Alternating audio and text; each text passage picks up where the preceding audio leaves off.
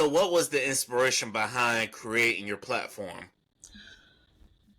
Um, it really started with just being aware of how unprepared everyone was in general for just the smallest things.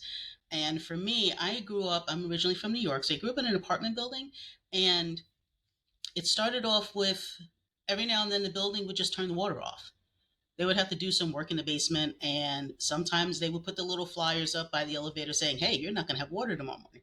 And sometimes you'd get the flyer, and sometimes you won't. And then you wake up in the morning and there's no water, or you turn on a faucet and this brown stuff come gurgling out, and you're like, "I'm not doing anything with that."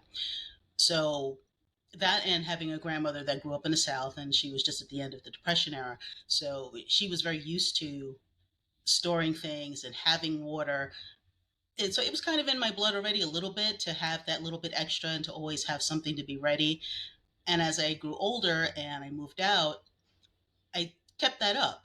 And as I went through a couple of storms and a couple of random hurricanes and some power outages, it felt good to actually be ready and not be dependent on somebody else or anything else. I could pretty much handle it myself and get through it.